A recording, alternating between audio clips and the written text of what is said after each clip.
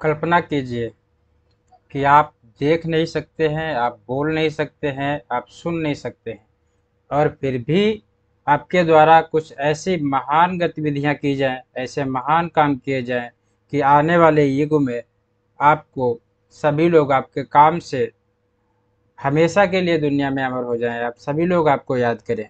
तो ऐसी ही एक स्टोरी लेकर मैं संदीप सक्सेना आज आपके सामने आया हूँ, और आज आपको एक समरी के माध्यम से ये बताने की कोशिश करूँगा कि ये एक मूक बधिर और एक जिस तरीके से कह सकते हैं एक अंधी लड़की जो अपने जीवन में बहुत महान काम कर कर चली गई, जिनका नाम है हेलन केलर, और अमेरिका की रहने वाली थी ये। शुरुआत करते हैं और आपको समझाने की कोशिश करते हैं किस तरीके से इन्होंने बड़े बड़े चमत्कार किए। हेलन केलर 19 महीने की थी जब वो अंधी और बहरी हो गई थी। उनके उसके कुछ समय बाद ही उन्होंने बोलने की भी ताकत खो दी थी। जब वो अंधेरी और खामोशी की दुनिया में खो चुकी थी, तब मिस सेल्विन ने उनकी ज़िंदगी बदल दी, उसे रोशनी और आवाज़ों से भर दिया। मिस सेल्विन कौन थी? उन्होंने हेलन को एजुकेट करने के लिए सिखाने के कौन-कौन से तरीके का इस्तेमाल किया था। हेलेन लोगों से कम्युनिकेट करती थी, यानी बातचीत कैसे करती थी, उनके गोल्स क्या थे। हेलन ने लिटरेचर, म्यूजिक और आर्ट को एंजॉय करना कैसे सीखा। आज इस स्टोरी में हम आपके सामने सारी चीज़ों को क्लियर करने वाले हैं, सारी चीज़ों को समझने वाले हैं, और आप ये समझ पाएंगे कि उम्मीद या आशावादी होना और डिटर्मिनेशन यानी पक्का इरादा जिंदगी की किसी भी रुकावट को पार कर सकते हैं।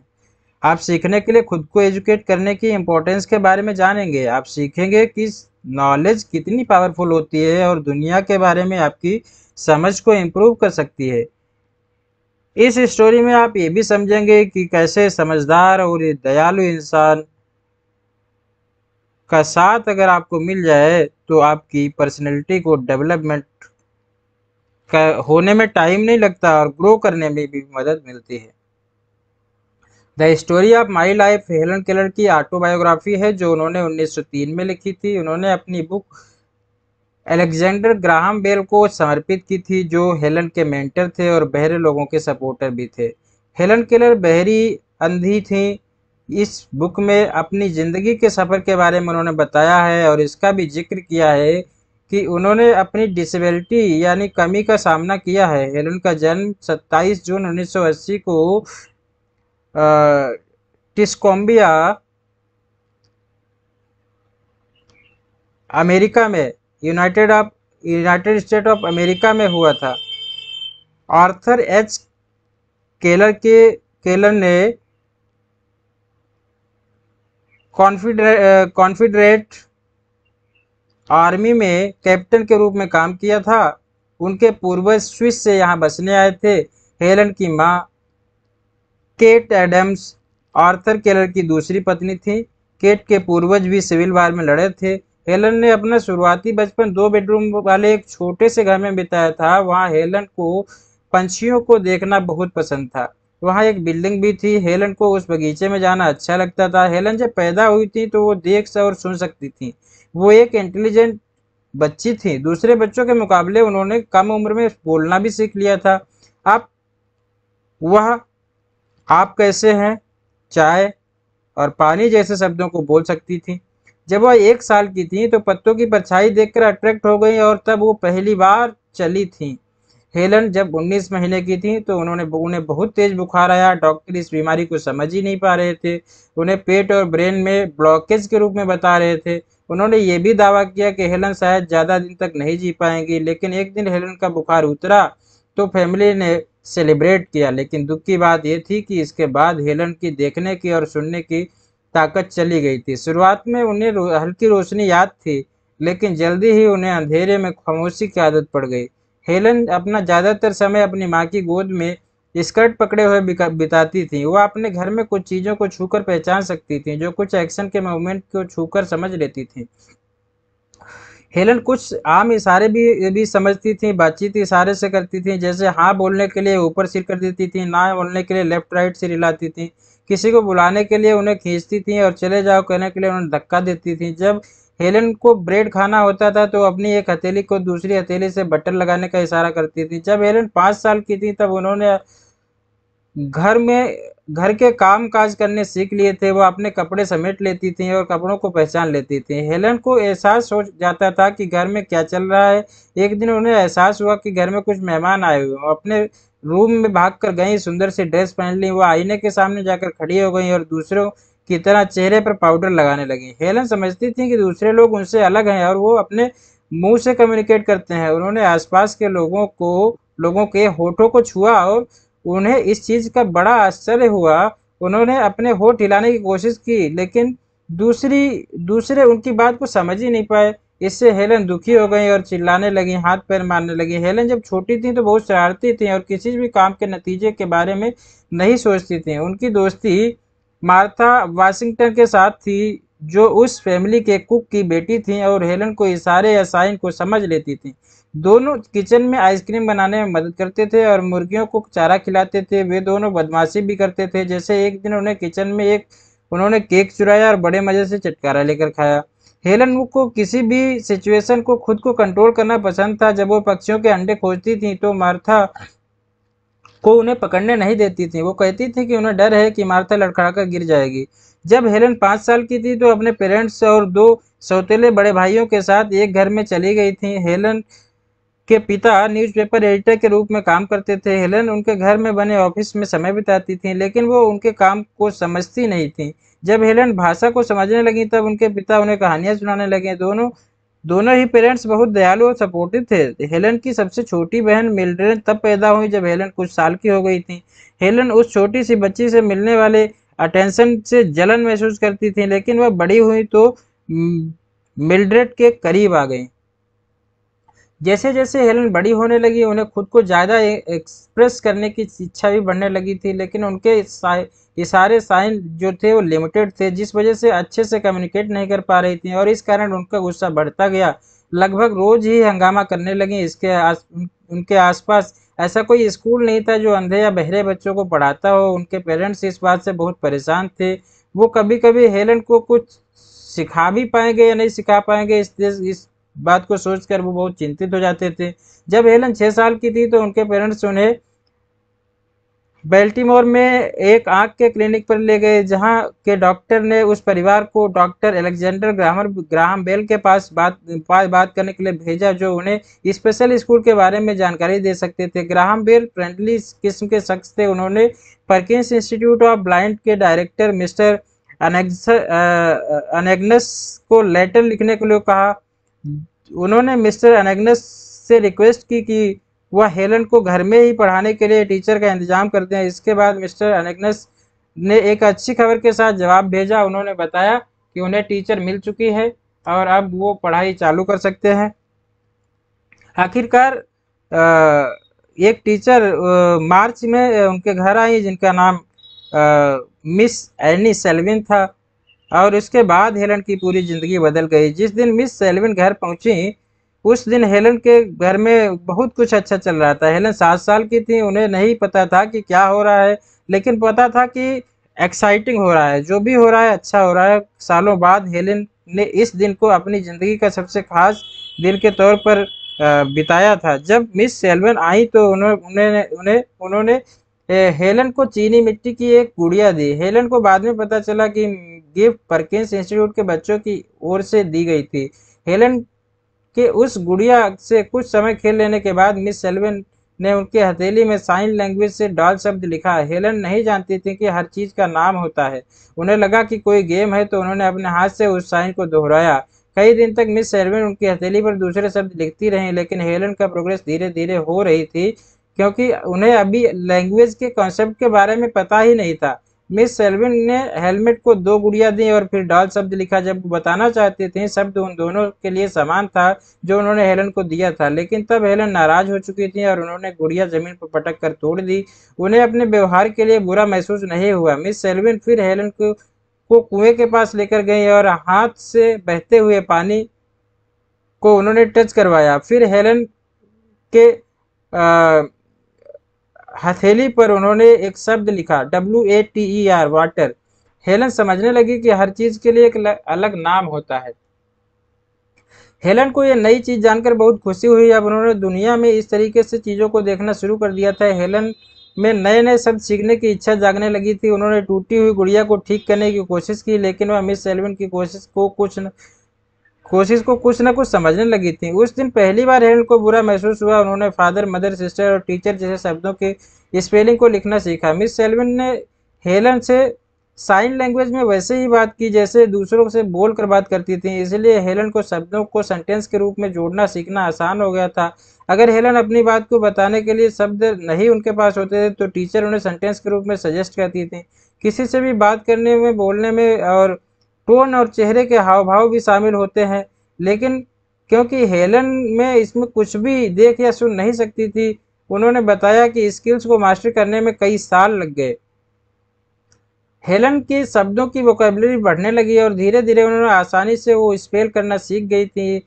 हेलन के एजुकेशन में अगला इम्पोर्टेंस स्टेज पढ़ना और सीखना था। मिस सेल्विन ने हेलन को कार्डबोर्ड के टुकड़े दिए जिनमें उभरे हुए शब्द छपे थे। हेलन ने कार्डबोर्ड के टुकड़ों को एक सेंटेंस के रूप में बनाने के लिए अरेंज किया। हेलन को अपने आइडिया को सेंटेंस में बताना पसंद था। जैसे उन्होंने अपनी गुड़िया को बिस्तर पर रखा और उसके बगल में उन्होंने कार्डबोर्ड के टुकड़ों को DOLLISON, बेड में, यानी doll is on the bed के रूप में उन्होंने अक्षरों को उन्होंने सजाया और यानी अरेंज किया। हेलन को इस एक्टिविटी जो ये एक्टिविटी कर रही थी इससे बहुत एक्साइटमेंट फील हो रहा था। वो मिस सेल्विन के साथ कई घंटों तक खेलती थी। जल्दी ही हेलन पढ़ने लिखने की कला में इम्प्रूव उन्होंने दक्षता हासिल कर ली। मिस सेल्विन ने हेलन को मस्ती भरे तरीके से पढ़ना लिखना सिखाया। इसमें उन्होंने फिक्स कोई सिलेबस उनके पास नहीं था, यह जल्दबाजी नहीं थी। मिस सेल्विन ने हेलन को कॉन्सेप्ट समझाने के लिए पोएम और कहानियों का इस्तेमाल किया। वो अक्सर हेलन को खुले मैदान में ले जाती थी जहां हेलन पेड़ पर चढ़ती थी और फूलों को छूती थी। मिस सेल्विन हेलन को ज्योग्राफी और हिस्ट्री सिखाने के लिए दुनिया का डिस्क्रिप्शन बताती थी, लेकिन डिस्क्रिप्शन के हिसाब से छोटे छोटे पत्थरों और आइलैंड और जमीन को बनाया करती थी। उन्होंने पहाड़ों और घाटियों और नदी के रास्तों का मैप बनाने के लिए क्ले यानी मिट्टी का इस्तेमाल किया था। मिस सेल्विन ने हेलन को नेचर को ऑब्जर्व करने देकर बायोलॉजी उन्होंने सिखाई। हेलन ने कांच के कटोरे में टेडपोल यानी मेढक के बच्चे पाले। वो अपना हाथ कटोरे में डालती हैं, टेडपोल को उनकी उंगलियों के बीच आते जाते महसूस करती हैं। जब टेडपोल बड़े हो गए तो हेलन ने उन्हें तालाब में छोड़ दिया। उन्होंने लिली का पौधा लगाया, उसका ध्यान बहुत रखती थी।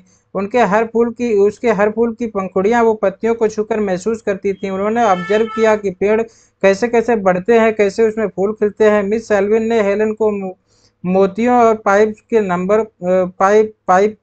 से नंबर को जोड़ना और घटाना सिखाया, लेकिन हेलन को मैथ्स पसंद नहीं आया। उन्होंने धीरे धीरे समझा कि दुनिया कैसे काम करती है। हेलन लोगों को कनेक्शन महसूस करने लगी थी, लोगों के साथ तालमेल बिठाने लगी थी। जब मिस सेल्विन के साथ उनका पहला क्रिसमस हेलन के लिए बेहद बहुत खास और बहुत खुशी का दिन था। उन्होंने क्रिसमस के कई दिन पहले से ही सभी के लिए सरप्राइज गिफ्ट तैयार कर लिए थे। हेलन के दोस्तों ने उन्हें गिफ्ट के बारे में हिंट देकर उनका एक्साइटमेंट और बढ़ा दिया था। उन्होंने उनके हाथ में अधूरे सेंटेंस लिखकर इस सस्पेंस को बरकरार बनाए रखा था। इस खेल के जरिए हेलन को भाषा और भी ज़्यादा इस्तेमाल करने को समझना था। टेस्कम्बिया स्कूल के बच्चों ने हेलन और मिस सेल्विन को उनके साथ क्रिसमस की शाम बिताने के लिए इनवाइट किया। हेलन खुशी के मारे क्रिसमस ट्री के चारों ओर नाच रही थी। स्कूल के बच्चों ने हेलन से कहा कि वो अपने हाथों से सभी को गिफ्ट दें। उस रात हेलन सेंटा क्लॉज के आने का बड़ी बेसब्री से इंतजार कर रही थी। क्रिसमस के दिन हेलन घर में छिपे हुए गिफ्ट को खोजने के गेम ट्रेजर हंट को बहुत उन्होंने एंजॉय किया। उन्होंने इतने सारे गिफ्ट पाकर उन्हें बहुत खुशी हो रही थी, लेकिन उन्हें टीचर का दिया गिफ्ट उन्हें सबसे ज़्यादा पसंद आया। वह गिफ्ट थी एक छोटी सी चिड़िया। हेलन ने उसका नाम लिटिल टिम रखा। हेलन अपनी माँ और मिस सेल्विन के साथ बॉस्टन गईं, जहां उन्होंने परकिंस इंस्टीट्यूट के बच्चों के साथ समय बिताया, नए दोस्त बनाए। उसके बाद हेलन मिस सेल्विन के साथ छुट्टियां मनाने के लिए कोप कॉड गईं, जहां वह समुद्र के किनारे पानी में तैरी। एक बार लहरों ने उन्हें गिरा दिया, जिससे वो बहुत डर गईं। हेलन को लहरों के पास पत्थर पर बैठना, अपने चेहरे पर पानी के छींटे डालना बहुत अच्छा लगता था। ऑटम यानी पतझड़ के मौसम में हेलन मिस सेल्विन के साथ अल्बामा गई, जहां उन्होंने जंगल में घूमा। अपने पास से ट्रेन के गुजरने का उन्हें एहसास हुआ। ये सब उन्हें बहुत अच्छा लग रहा था। सर्दियों के मौसम में हेलन न्यू इंग्लैंड के एक गांव में गई, जहां पहली बार बर्फ के साथ खेली। हेलन ने अब तक ब्रेल के जरिए पढ़ना, साइन लैंग्वेज के जरिए कम्युनिकेट करना सीख लिया था, लेकिन हेलन अपने मुंह से ऐसी आवाज निकालना चाहती थी जिसे सुना जा सके। उन्होंने एक हाथ से अपने गले पर और दूसरा हाथ अपने होठ पर रखा ताकि इंसानों की नकल कर सकें जो बोल सकते हैं। उन्होंने बोलना सीखने के लिए पियानो पियानो और सिंगर के गले के वाइब्रेशन को भी महसूस किया। हेलन हंसते हुए, रोते हुए एक नेचुरल आवाज निकालती थी। उन्हें पता चलता था कि उनके वोकल कॉर्ड्स काम कर रहे थे। इससे दोस्तों ने उनके आइडिया को बहुत ज़्यादा महत्व नहीं दिया, क्योंकि चिंता उन्हें थी कि वो निराश हो जाएंगे।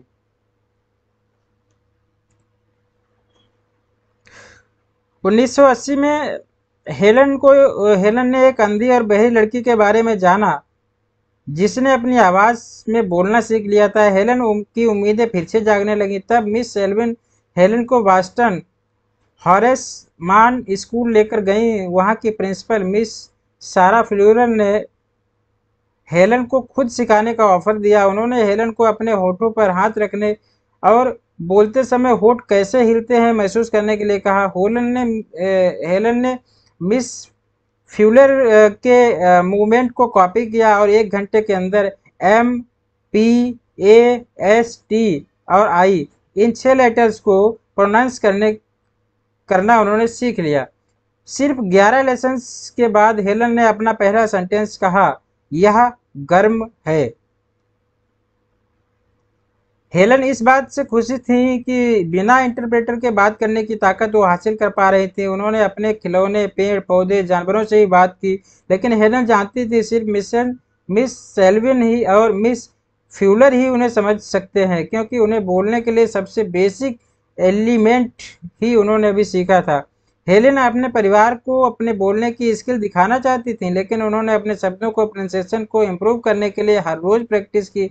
उनकी टीचर अक्सर हेलन को करेक्ट करती थी। कई बार हेलन को निराशा महसूस होती थी, लेकिन अपनी बहन से बात करने के ख्याल से उन्होंने प्रैक्टिस करना कंटिन्यू रखा। जैसे जैसे इम्प्रूव उनकी बात जैसे जैसे इम्प्रूव उनकी भाषा होती, वह साइन लैंग्वेज का इस्तेमाल करना बंद कर देना चाहती थी और सिर्फ बोलने का इस्तेमाल करना चाहती थी। लेकिन मिस सेल्विन और उनके कुछ दोस्तों ने हेलन से बात करने के लिए साइन लैंग्वेज का इस्तेमाल जारी रखा, क्योंकि यह लिप रीडिंग से ज़्यादा तेज था।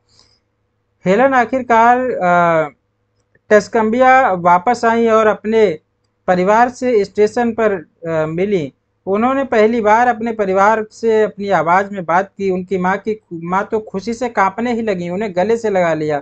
उनकी बहन उनके हाथों को चूमने लगी, जबकि उनके पिता बहुत चकित थे और बिल्कुल चुपचाप खड़े थे कि ये तो एक करिश्मा हो गया कि उनकी बच्ची जो है वो भाषा को समझ सकती है, बोल सकती है। जब हेलन 10 साल की थी, तब वो अपने पढ़ने और लिखने से बोलने की स्किल्स में कॉन्फिडेंट हो गई थी। उन्होंने द फ्रॉस्ट किंग नाम की एक छोटी सी कहानी लिखी और उसे परकिंस इंस्टीट्यूट के डायरेक्टर मिस्टर अनेग्नेस को गिफ्ट के रूप में दे दी। मिस्टर अनेग्नेस उनके इस अचीवमेंट पर बहुत ही खुश थे, गर्व महसूस कर रहे थे। उन्होंने हेलन की कहानी स्कूल ऑफ मैगजीन में पब्लिश की। जब हेलन बॉस्टन वापस पहुंची तो उन्हें पता चला कि यह कहानी पहले से मौजूद कहानी से मिलती जुलती है। हेलन को एहसास हुआ कि उनकी टीचर ने उन्हें यह कहानी सुनाई होगी, तभी उन्होंने यह लिखी। वह कहानी तब वो छोटी थी, यह कहानी उनके दिमाग में थी। उन्हें इसका पता भी नहीं था। मिस अनेग्नेस इस जानकारी से थोड़े परेशान थे, लेकिन वह उनके बेकसूर होने पर भरोसा करते थे, इसलिए वह उनके साथ दयालु बने रहे। जल्द ही एक टीचर ने हेलन से उसके बारे में पूछा और हेलन ने जवाब दिया कि उन्होंने शायद पहले से मौजूद कहानी के कुछ हिस्से लिखे हैं। इससे उस टीचर ने उनका कन्फेशन समझा और मिस एग्नेस को बता दिया। इसके बाद हेलन से टीचर और स्कूल एडमिनिस्ट्रेशन के ग्रुप ने सवाल किया। उन्होंने उनसे मिस सेल्विन के वहां ना रहते हुए बात की। इस घटना से हेलन डर गई और लंबे समय तक लिखने का कॉन्फिडेंस उन्होंने खो दिया। उन्हें डर था कि जब भी वह कुछ लिखेंगी तो उनके शब्द उनके नहीं होंगे, किसी से मिलते जुलते होंगे। लेकिन हेलन ने हार नहीं मानी, उन्होंने ओरिजिनल शब्द लिखने की कोशिश करना जारी रखा। हेलन जब 12 साल की थी तो उन्होंने अपनी जिंदगी के बारे में लिखना शुरू किया। जब वह बड़ी हुई तो वह कई बुक्स की ऑथर बनी और मिस एग्नेस ने बाद में पब्लिक स्टेटमेंट जारी किया कि उन्होंने कहा कि वो हमेशा से जानते थे कि हेलन बेकसूर हैं। हेलन ने अपने खाली समय में अलग अलग सब्जेक्ट के बारे में पढ़ना शुरू किया। उन्होंने कई देशों की हिस्ट्री पढ़ी। हेलन ने फ्रेंच ग्रामर भी पढ़ा और शब्दों को सही तरीके से समझने की कोशिश की, प्रोनाउंस करने की कोशिश की। उन्होंने स्पीच इम्प्रूवमेंट करने के लिए फेवरेट पोएट मैसेज पढ़कर मिस सैल्विन को सुनाए और जल्द ही हेलन ने एक लैटिन स्कॉलर से प्रॉपर लैटिन की क्लास लेनी शुरू कर दी। वह उन्हें मैथ्स में भी मदद करते थे। उन्होंने पोएम को एनालाइज करना और पोएट के स्टाइल को नोटिस करना उन्हें सीखा। शुरुआत में उन्हें लैटिन और मैथ्स बोरिंग लगते थे, लेकिन जल्द ही उन्हें पसंद आने लगे। जब हेलन 14 साल की थी तो वो right humans school of the deep में पढ़ने के लिए न्यूयॉर्क चली गई। मिस सेल्विन भी उनके साथ गईं। हेलन ने ज्योग्राफी, मैथ, फ्रेंच और जर्मन की पढ़ाई की। उन्होंने लिप रीडिंग और वोकल कल्चर की भी क्लास ली। हेलन को ज्योग्राफी पसंद थी और नेचर के बारे में जानना अच्छा लगता था। उन्हें जर्मन लेसन्स भी पसंद थे। उनके जर्मन टीचर उन्हें सिखाने के लिए मैनुअल अल्फ़ाबेट का इस्तेमाल करने के लिए उन्हें फॉलो करने कहते थे, क्योंकि उसे फॉलो करना आसान था। लेकिन हेलन को फ्रेंच और मैथ्स बहुत मुश्किल लगते थे। हेलन क्लासमेट्स और टीचर्स के साथ सपोर्टिव और फ्रेंडली थे। वह एक वॉक पर छोटे कस्बों को देखने के लिए जाते थे। हेलन के न्यूयॉर्क में बिताए गए दिन उनकी ज़िंदगी के सबसे अच्छे दिनों में से एक थे। 1896 में Helen Cambridge school of young ladies में गई। उनका मकसद खुद को हार्वर्ड यूनिवर्सिटी में रेडिक्लाइफ कॉलेज के लिए तैयार करना और ऐसे स्टूडेंट्स के बारे में पढ़ना जो देख और सुन पाते थे।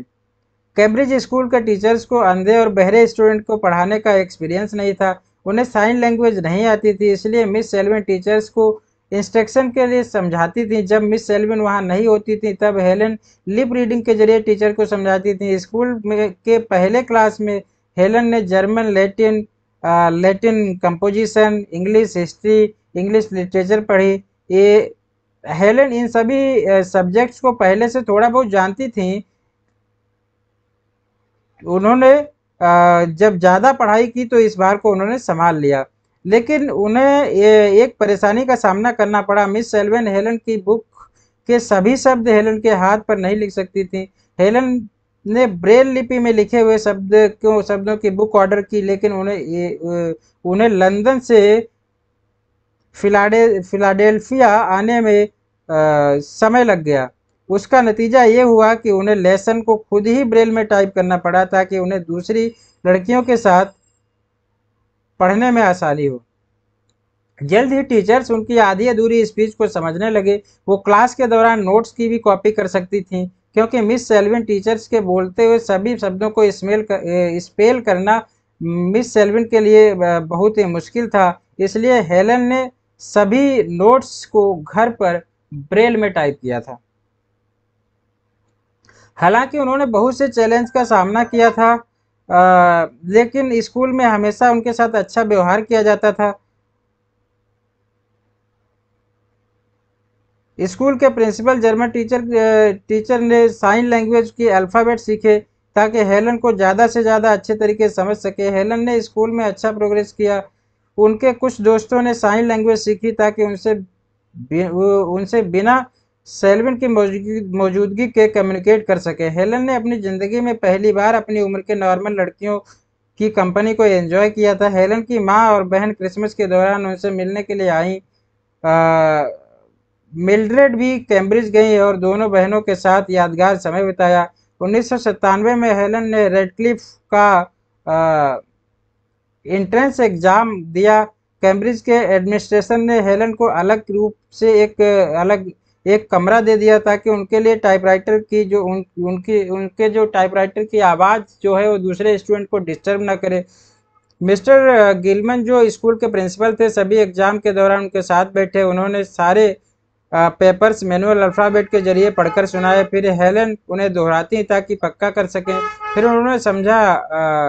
फिर हेलन उनका जवाब टाइप करती और मिस्टर गिलमन उसे दोहराते। इससे हेलन को अपनी गलती सुधारने में मदद मिली। फिर अपने सभी सब्जेक्ट को टेस्ट में वो पास हो गई और जर्मन और इंग्लिश में उन्होंने ऑनर्स अचीव किया।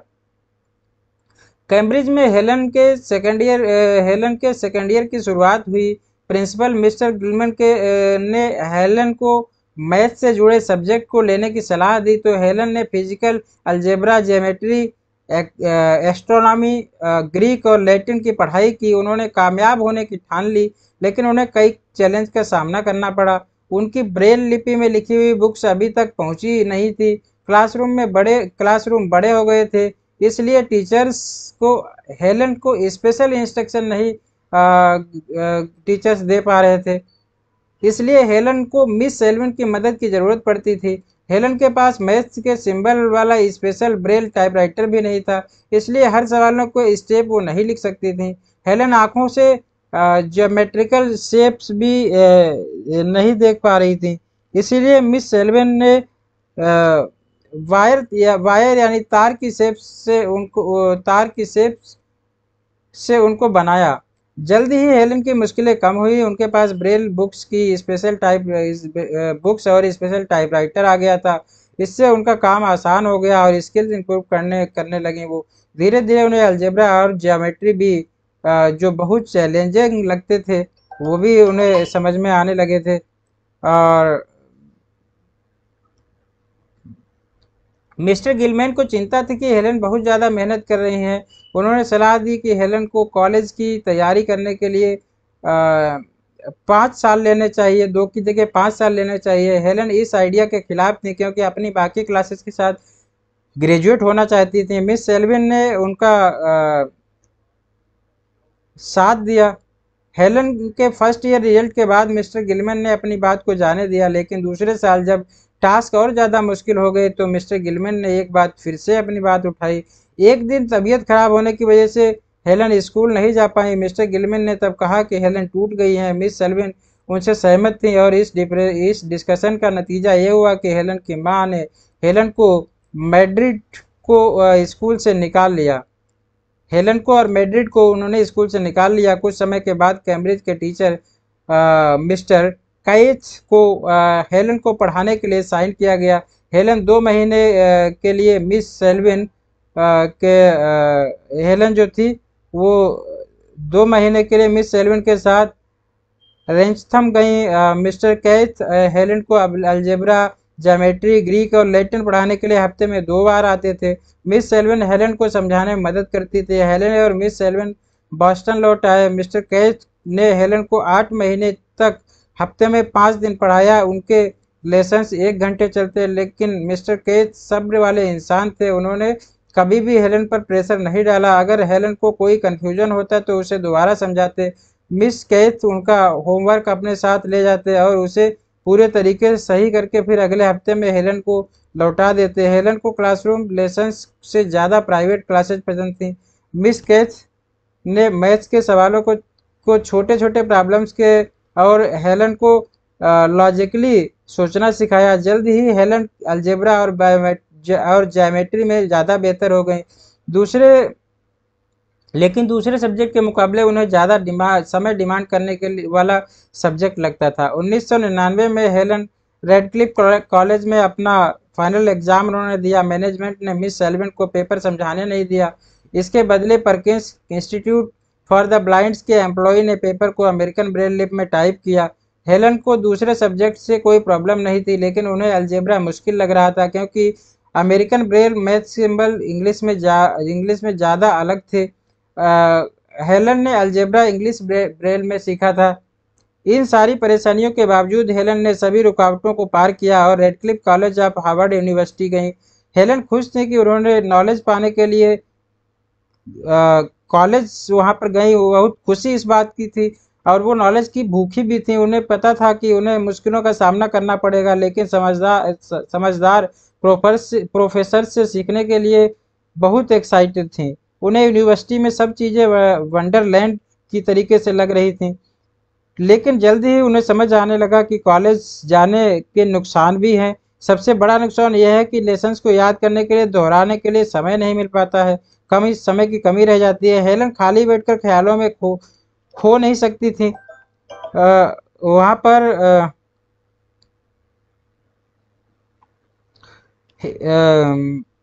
हाई स्पीड एजुकेशन सिस्टम में इमेजिनेशन कहीं पीछे छूट गया था। उन्हें इस बात का दुख भी था कि महान बुक्स के समझदार ऑथर्स के से आमने सामने वो नहीं मिल पाई। हेलन सोचती थी एग्जाम का प्रेशर समझ यानी अंडरस्टैंडिंग उनको इनकरेज नहीं करते, ये स्टूडेंट को सिर्फ ग्रेड्स के लिए पढ़ने के लिए इंस्पायर करते हैं। हेलन का मानना था पढ़ाई तो आत्मा को छूना चाहिए, पढ़ाई को आत्मा को छूना चाहिए, इसे सिर्फ आपके ब्रेन को पुश नहीं करना चाहिए। नॉलेज एक पावर है जिसे इंसान को खुशी के साथ हासिल करना चाहिए।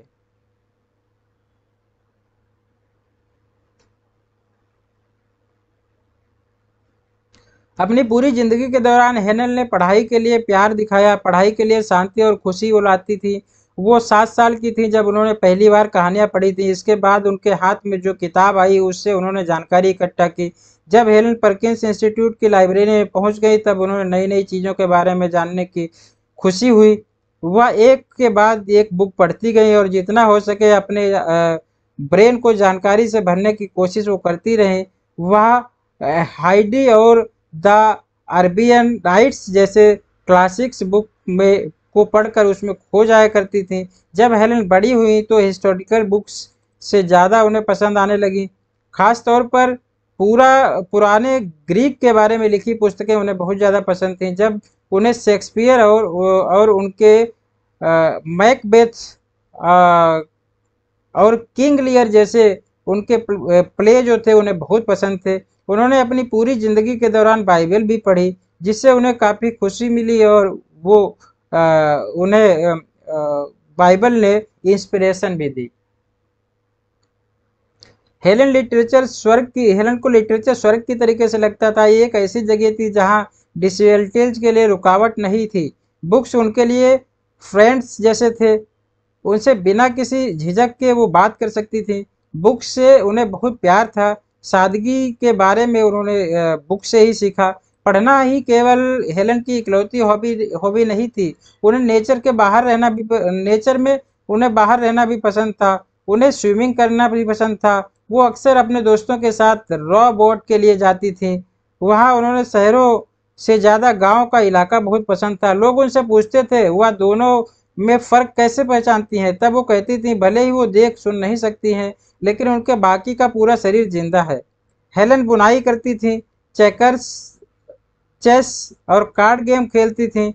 उन कार्ड्स पर ब्रेल मार्क्स होते थे जिससे वो उन्हें पहचान लेती थी। हेलन आर्ट शो और म्यूजिक भी जानती थी। वह पेंटिंग्स को देख सकती थी, लेकिन उन्हें छू भी सकती थी। उनकी उंगलियां पेंटर की फीलिंग्स और इमोशंस की बखूबी वो महसूस कर पाती थी। उनकी स्टडी में एक पेंटिंग भी थी।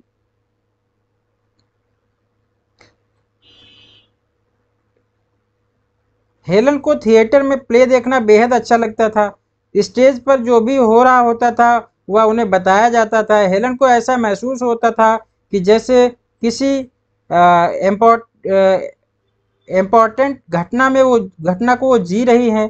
हेलन कई महान एक्टर्स और एक्ट्रेस से मिली। उनमें से कुछ ने उनके लिए प्राइवेट प्ले का भी इंतजाम किया। सीन को ज़्यादा अच्छे से समझने के लिए हेलन उनके कॉस्ट्यूम्स को छूती थी और उनके इमोशंस को महसूस कर पाती थी।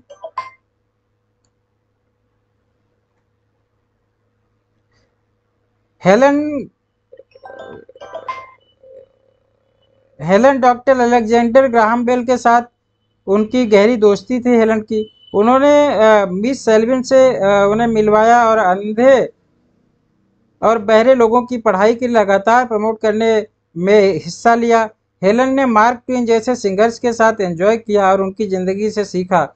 हेलन ने अपने इंटरेस्ट और हॉबीज़ को एंजॉय किया, लेकिन उनकी ज़िंदगी में ऐसे कई अनगिनत पल भी थे जब वह दुख, शक और डर को महसूस करती थी। लेकिन एजुकेशन, नेचर, आर्ट के जरिए उन भारी पलों को वो पार कर जाती थी। उन्हें दूसरे लोगों की नज़रों में दुनिया को एक्सपीरियंस करने में मज़ा आता था।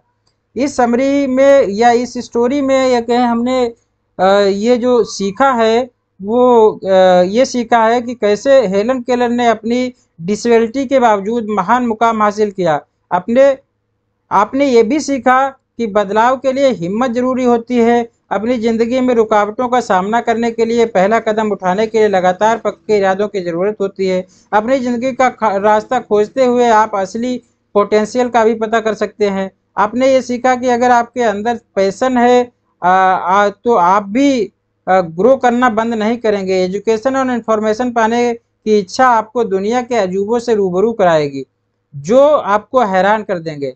आपने दोस्ती और वफादारी की इम्पोर्टेंस को भी सीखा। एक सच्चा दोस्त बदले में कुछ पाने की उम्मीद किए बिना आपको सक्सेस की ऊंचाइयों तक पहुंचाने में मदद करेगा, लेकिन आपको हमेशा उनकी कोशिशों को स्वीकार करना होगा और उनके लिए थैंकफुल होना होगा। हेलन केलर की ऑटोबायोग्राफी एक छोटी सी बच्चे की कहानी है जिसमें मुश्किल हालातों और उनकी चीज़ों को उनके खिलाफ होने के बावजूद दुनिया में बदलाव लाने का जज्बा उन्होंने दिखाया है। उन्होंने अपनी डिसेबिलिटी के बावजूद दुनिया में बहुत बड़ा योगदान दिया है। वो दुनिया की पहली ऐसी अंधी और बहरी इंसान थी जिन्होंने हार्वर्ड यूनिवर्सिटी में बैचलर आर्ट्स की डिग्री हासिल की। उन्होंने डिसेबिलिटी से जूझ रहे लोगों के लिए कैंपेन चलाया। हेलन औरतों को वोट के हक में हेलन औरतों के वोट के हक, मजदूरों के हक और दुनिया में शांति लाने जैसे मुद्दे के लिए वो लड़ी। वो अमेरिकन सिविल लिबर्टीज यूनियन की एक फाइंडिंग मेंबर थी। हेलन को presidential model of freedom award से नवाजा गया, जो यूएस के सबसे ऊंचे सिविलियन अवार्ड्स में से एक है। वो national women's hall of fame के लिए भी चुनी गई थी। अपनी ज़िंदगी के आखिरी सालों में हेलन ने कई स्ट्रोक्स उन्हें झेलने पड़े। अपने 88th बर्थडे 88 साल के बर्थडे के कुछ हफ्ते पहले वो नींद के में ही शांति में गुजर गई। उन्हें सम्मान देने के लिए वाशिंगटन नेशनल कैथेड्रल में एक सर्विस रखी गई थी। उनके जन्म के स्थान के बारे में, उनके जन्म के स्थान और बचपन और घर के नेशनल हिस्टोरिकल लैंडमार्क के रूप में वहां पर प्रिजर्व किया गया। इसे एक म्यूजियम के रूप में बदल दिया गया है जहां हर साल हेलन केलर डे मनाया जाता है।